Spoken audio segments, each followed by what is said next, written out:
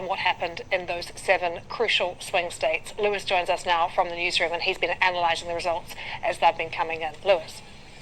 Lucy, thank you. I'm going to start with the popular vote, actually, just the simple number of Americans voted for each candidate. Kamala Harris here, just over 66 million. Donald Trump, 71 million plus. So a clear victory for Donald Trump in the popular vote, but that is just a moral victory. You can become president without getting the most votes of the actual voters across the country, and that's because it's decided actually by electoral college votes. Basically, you've got to win votes in each individual state to do that.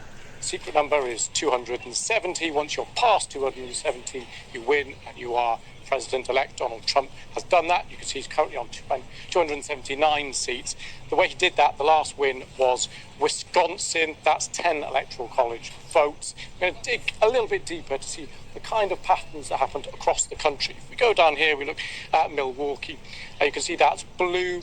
Kamala Harris, Democrat, significant win for her in that area.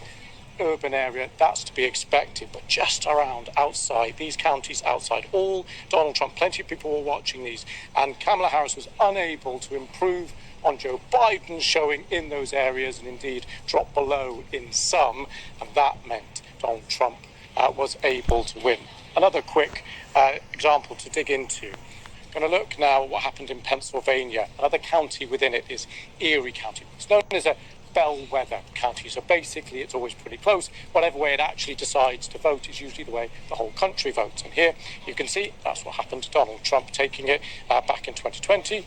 Joe Biden, the Democrats, took it before that, 2016, Donald Trump. So Erie County holding up its reputation as that bellwether state. Right, let's take a look at where we are in terms of the latest to not be actually certain on any results. Basically, you can see this sea of red. Okay, let's start with the 4 states that have been projected already as a Donald Trump win. We know about those. But these 3 here, we do not have projections yet, but you can see Donald Trump ahead in all of them.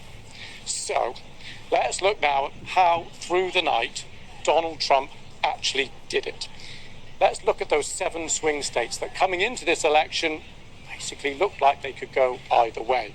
Well, pretty quickly, they started going Donald Trump's way. Let's start down here, North Carolina, Georgia. Kamala Harris, at this point, still in the race, but then came Pennsylvania. It's a crucial state because it's got 19 electoral college votes. That's the most out of any swing state. And now we have Donald Trump on 266. He basically just needs one more of these swing states. And that happened, as we mentioned, with Wisconsin. That took him over the line. That's basically the story of the night. But it wasn't just presidential elections taking place. Let's take a look at Congress, because clearly the president's power is greatly enhanced if Congress backs him, backs the laws and changes he wants to make, and isn't if it doesn't. So the Senate, you need a simple majority of 51 to be in control of the Senate, and look at that number, 52. Republicans have it already, with some seats still up for grabs. And let's take a look at the map. Now, only a third of seats in the Senate are up for grabs right now, so ignore the grey here. That's where no elections are taking place. But you can see the red stripes here, Ohio, West Virginia, Montana. These are wins for Republicans. That's taken them up to 52 so far. And just finally, Lucy, just for completeness, we'll look at the House. 218 seats you need there. This is the lower chamber. Republicans on 203. It'll be a while before we know the results there. But Donald Trump, in his speech a few hours ago, declaring that the Republicans have held on to the House. Whatever way you look at it, a very good evening for the President-elect, Donald Trump.